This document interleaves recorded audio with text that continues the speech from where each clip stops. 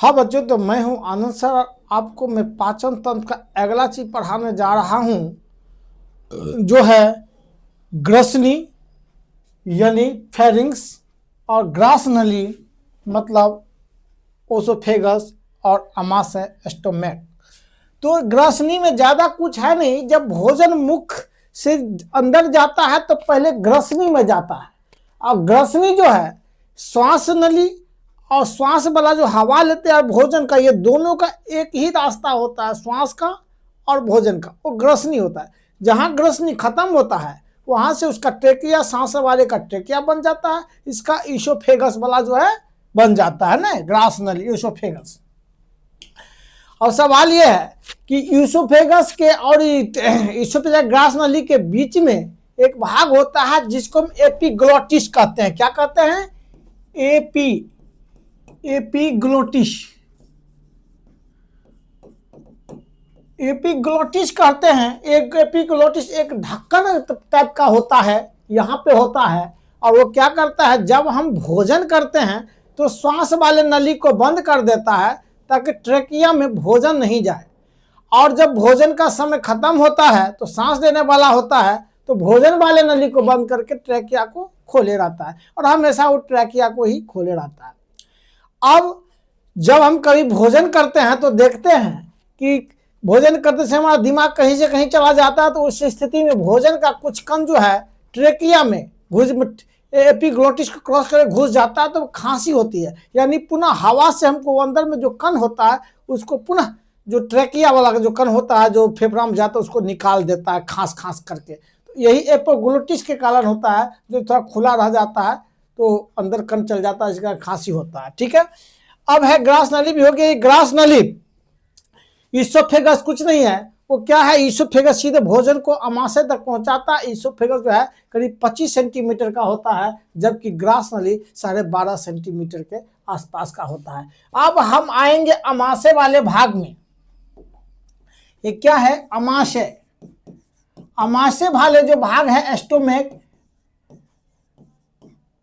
स्टोमेट वाले भाग में जो ये ग्रसनी जो है, ये ग्रास नली जो है ईसोफेगस खुलता है किसमें? तो आमाशय में। तो आमाशय का जो भाग होता है ऐसा होता है, देखे होंगे इस प्रकार का होता है। यहाँ ये हो गया। ये ऊपर वाले भाग को क्या कहेंगे? तो एक ये जो नीचे वाले भाग और ऊपर वाले भाग, ऊपर वाले भाग को हम कार्डियक भाग बोलेंगे।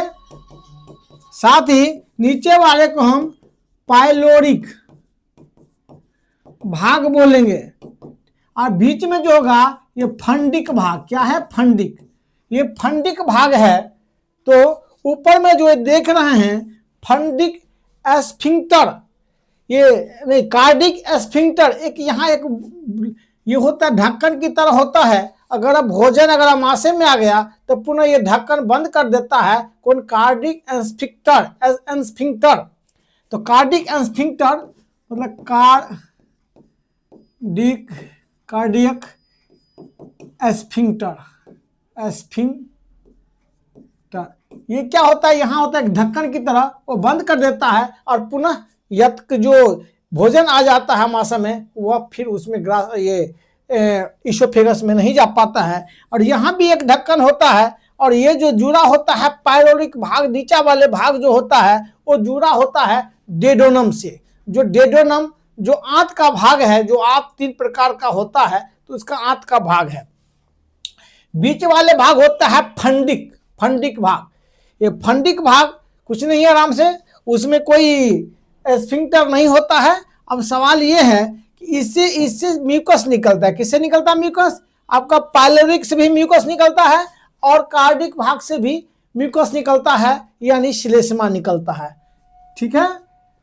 और इससे पहले हम ये देखते हैं कि फंडिक वाले भाग में ये पेट के अंदर जो उस एक रूमी क्या होता है? रुगी होता है। ये रुगी क्या होता है? पेट में ऐसे वलय टाइप का होता है, एक मांसल टाइप का होता है, और ये वलय टाइप का होता है, यानी ये मोड़दार होता है, निकला होता है छोटा मोड़दार की तरह। और जब भोजन तो क्या करता है, पेट में जाता है तो उसको मथना शुरू करता है, मथ मथ के लुगदी बना देता है।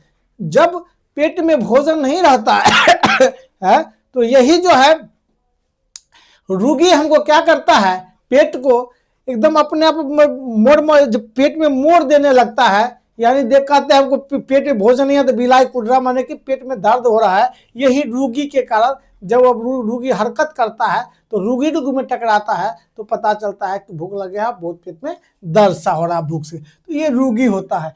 अब थोड़ा सा ये देखें कि आगे आइए तो अमाशय का देखते हैं। अमाशय बहुत ही महत्वपूर्ण भाग होता है। इससे म्यूकस निकलता है और एक जठर रस निकलता है। और जठर रस में कई चीजें होता है शरीर में। तो देखिए सबसे पहले अमाशय, अमाशय में क्या होता है, एक म्यूकस निकलता है। म्यूकस, ये म्यूकस दोनों भाग से निकलता है, एक पाइलोरिक हो गया और एक क्या हो गया, एक आपका ये ऊपर में कार्डिक भाग हो गया म्यूकस। ये म्यूकस क्या करता है, उसको श्लेष्मा निकलता है जिससे HCl जो होता है, HCl से उसके जो किनारे को बचाव करता है, उसके परत को, चमड़े को बचाव करता है। इसका मतलब कि अमाशय के परत का, ठीक है। अब ये है, इसमें क्या होता है, फंडिक साइड से निकलता है तो एक होता है जठर रस। क्या होता है, या सीधे जठर रस, जठर रस, जठर रस निकलता है। साथ ही साथ जठर रस और ये होता है HCl। HCl देखिए, HCl बहुत ही महत्वपूर्ण है भोजन के लिए, पचाने के लिए। अब क्या करता है HCl, जब हम भोजन करते हैं तो हमारे शरीर के अंदर जानते हैं कि बहुत सारा चीजें होता है जो जीवाणुओं को मार सकता है, लेकिन कुछ जीवाणु जब बच जाता है तो HCl उसको आकर के, चूंकि HCl भोजन को पहली बात अम्लीय बना देता है। भोजन क्या करता है, अम्लीय बना देता है। दूसरी बात, जीवाणु को नष्ट कर सकता है, कर देता है, जीवाणु को नष्ट कर देता है। और ये बहुत, दोनों ही चीज बहुत ही महत्वपूर्ण है। साथ ही हम HCl के बारे में पूछा जाता है तो HCl क्या होता है, तो HCl का जो pH मान होता है बहुत कम होता है। अगर किसी चीज पर डाल देंगे शरीर के किसी अंग पे तो जला देगा ना। इसका 1.5 से 2 pH मान, कितना होता है, 2 होता है। और जब जानते हैं कि 7 जब होता है तो उदासीन होता है pH मान, और 7 से नीचे अम्लीय होता है, और 7 से ऊपर जब pH मान चला जाता है तो क्षारीय हो जाता है। तो 1.5 से 2 के आसपास pH मान होता है, यानी समझिए कितना जलाने वाला है, शरीर को जला देगा। लेकिन ये म्यूकस जो होता है ना, ये म्यूकस इसको बचा लेता है, जो ये स्टोमक का जो पेट है उसको बचा लेता है। अब देखिए ये 2 काम कर दिया। अब जठर रस में क्या होता है, तो जठर रस में होता है पेप्सिनोजेन। देखिए क्या होता है, ये पेप्सिनोजेन, पेप्सिनोजेन होता है। जबकि पेप्सिनोजेन क्या होता है, पेप्सिनोजेन निष्क्रिय होता है, कुछ नहीं कर सकता है। तो लेकिन जब ये निकलता है HCl, तो HCl क्या करता है, पेप्सिनोजेन को एक्टिव कर देता है। क्या कर देता है, एक्टिव कर देता है। तो अब क्या करता है, एक्टिव जो करता है तो पेप्सिनोजेन पेप्सिन में बदल जाता है। क्या करता है, पेप्सिन बदल जाता है, पेप्सिन में बदल जाता है। और जब पेप्सिन में बदल जाता है तो पेप्सिन में बदलने, पेप्सिन ऐसा एंजाइम है जो क्या है, एक्टिव रहने वाला, सक्रिय रहने वाला है। वो क्या करता है, प्रोटीन को, क्या करता है, ये प्रोटीन को क्या कर देता है, बदल देता है। किसमें, प्रोटीन, पेप्सिनोजेन, प्रोटीन को, पेप्सिन क्या करता है, प्रोटीन को प्रोटीओज में बदल देता है। साथ ही साथ पेप्टोन्स में बदल देता है, पेप्टोन्स,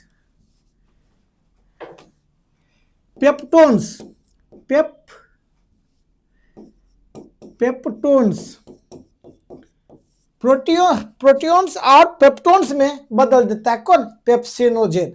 और एक चीज है इसमें कि एक और निकलता है, इससे पेप्सिनोजेन हो गया एक रेनिन निकलता है, इसे क्या निकलता है, रेनिन। देखिए क्या है ये, पेप्सिनोजेन निकलता है। पेप्सिनोजेन को HCl एक्टिव करके बना देता है पेप्सिन। पेप्सिन प्रोटीन को तोड़ देता है पेप्टोज में और पेप्सोन में बदल देता है, पेप्टोन्स में। और क्या करता है, ये रेनिन है। रेनिन में होता है रेनिन क्या करता है, दूध में क्या होता है, केसिनोजेन। केसिनोजेन होता है। इस केसिनोजेन को क्या करता है, रेनिन क्या करता है, रेनिन क्या करता है, केसिनोजेन को केसिन में बदल देता है। क्या करता है, केसिन में।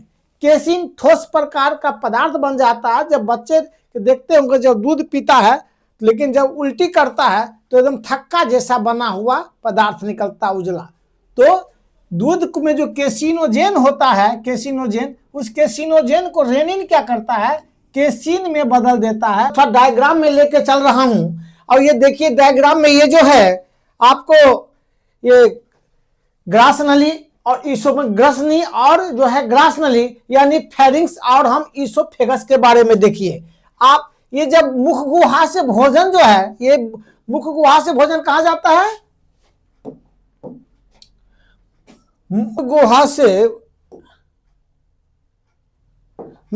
से भोजन क्या है, ये जाता है ग्रसनी। ये ग्रसनी वाला भाग है। और देखिए मैं आपको पढ़ाया था कि ग्रसनी में जो भोजन और ये जो भोजन वाले और ये जो सांस का जो आता है हवा, ये दोनों ग्रसनी में साथ साथ चलता है। लेकिन एक साथ हम भोजन, एक साथ सांस और भोजन एक साथ हम नहीं ले सकते। माने भोजन निगल भी सकते हैं एक साथ और खाना भी, सांस भी एक साथ हम नहीं ले सकते, क्योंकि इसका एक ही रास्ता है। और ये देख लीजिए है एपिग्लोटिस। जब हम भोजन करते हैं उस टाइम में एपिग्लोटिस क्या करता है, ये रास्ता जो है ट्रेकिया है और सांस नली वाला, और ये है ईसोफेगस यानी ये भोजन जाने वाला। जब हम भोजन करते हैं तो ये जो एपिग्लोटिस क्या करता है, इसको बंद कर देता है और इसको शुरू कर देता है। तो क्या होता है, चला जाता है भोजन ईसोफेगस होकर के अमाशय में। कभी कभी जब ये हम कुछ और सोचते रहते हैं, उस स्थिति में अगर ये नहीं बंद हो पाता है तो क्या हो जाता है, थोड़ा सा भोजन जो है ट्रेकिया में घुस जाता है। इसको खांसी करके जो हम अपने आप हमारा मस्तिष्क के साथ सूचना देता है, तो खांसी करके उस कण को निकालते हैं। तो अब आगे चलिए थोड़ा और दूसरा देखते हैं।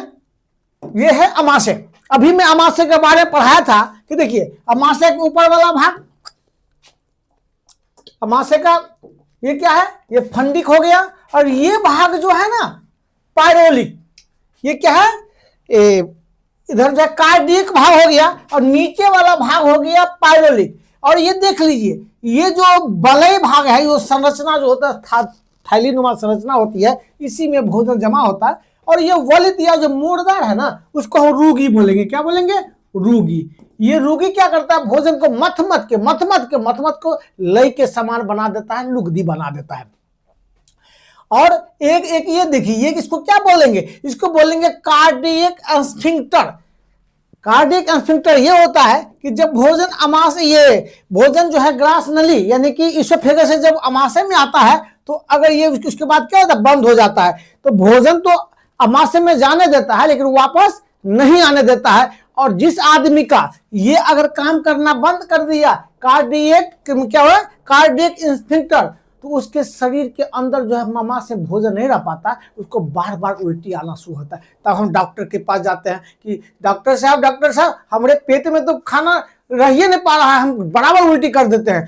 तो यही बंद नहीं हो पाता है, खराबी आ जाता है, तो फिर डॉक्टर साहब इसका इलाज करते हैं। एक हो गया आपका पायरोलिक इंस्पेक्टर। यहां देख लीजिए जो ये वाला जो छोटा सा इसको जो छेद देख रहे हैं, यहां पर एक घेर कपाट जैसा हो गया, वाल्व जैसा हो गया, उसको क्या करता है, बंद कर देता है। तो छोटी आंत में तो भोजन चला जाता है, लेकिन छोटी आंत जब पुनः हुआ अमाशय में नहीं आता है। तो आप रोगी हो गया आपका पायरोलिक, ये पायरोलिक वाला एरिया हो गया, ये फंडिक भगला हो गया। अब देखिए फंडिक वाले से क्या निकलता है, इस सबसे जठर रस निकलता है और एक म्यूकस निकलता है। तो म्यूकस क्या होता है, म्यूकस जब निकलता है तो इसका जो देखते हैं इस सारे एरिया में जो है, इसका सरफेस में जो है अमाशय के सरफेस में वो चिपक जाता है, जिससे जठर रस में जो हाइड्रोक्लोरिक रस, हाइड्रोक्लोरिक एसिड होता है, जैसे मैं बताता हूं, इसमें क्या होगा, जठर रस, अमाशय से जो निकलता है रस उसको हम जठर रस बोलेंगे, गैस्ट्रिक जूस। तो इसमें होता है क्या, HCl, HCl। इसके बाद क्या होता है, रेनिन, ठीक है। और एक होता है, ये दो चीज माना, रेनिन हुआ और पेप्सिनोजेन, पेप्सिनोजेन अभी पढ़ाया था। अब ये क्या करता है, तो जब HCl निकलता है ना, तो HCl का जो pH मान बहुत कम होता है, लगभग उसका होता है 2 या 1.5, 2 के आसपास जो होता है, 1.5 से 2 या 1.5 से 2 pH की क्या होता है, pH मान इतना तक का होता है मात्र pH मान, यानी कि बहुत एसिडिक होता है। अगर किसी के चेहरे पे दर्द हो तो मैं बताया हूं कि वो जल जाएगा, तो ये जले नहीं, इसके लिए ये क्या होता है, म्यूकस, म्यूकस इसके दीवार पर चिपक जाता है और उसके असर को कम कर देता है, ठीक है। अब क्या है, ये है रेनिन, अभी जो बताया था इसमें रेनिन निकलता है, तो क्या करता है, दूध में जो दूध में जो कैसिनोजेन होता है उसको कैसिन में बदल देता है। तो बच्चे उल्टी करता है तो थक्का जब देखेंगे, यह है पेप्सिनोजेन, इसी से निकलता है जठर रस में पेप्सिनोजेन। तो पेप्सिनोजेन क्या होता है, ये HCl जो है उसको एक्टिव कर देता है। पेप्सिनोजेन खुद नहीं पचा सकता है, लेकिन पेप्सिनोजेन को पेप्सिन में बदल देगा। किसमें बदल देगा, पेप्सिन, आपको ये पढ़ाए हमें, पेप्सिन में बदल देगा। कौन, HCl एक्टिव कर देगा, और उसके बाद जो है वो प्रोटीन को पेप्टोन्स या पॉलीपेप्टाइड में बदल देगा। प्रोटीन क्या करेगा, प्रोटीन को भी बताए थे, तो देख लीजिए। ये जो है ना रूगी क्या करता है, पेट में अगर भोजन खत्म हो जाता है तो ये अंगीठी मोड़ पे पेट में देने लगता है, तो लोग कहता है हमारे पेट में अंगीठी मोड़ दे रहा है। तो ठीक है, अब मैं आपको पूरी तरह कंप्लीट कर दिया हूं। आप इसी प्रकार मेरे चैनल पे आते रहिए, मैं आपको पूरा का पूरा पढ़ाऊंगा एकदम बिल्कुल निःशुल्क, आप चिंता मत कीजिए। अगर मैं जितना ही पढ़ाऊंगा समय मिलेगा मैं आपको पास लाइक कंप्लीट कर दूंगा, कोई टेंशन नहीं। जय हिंद, जय भारत।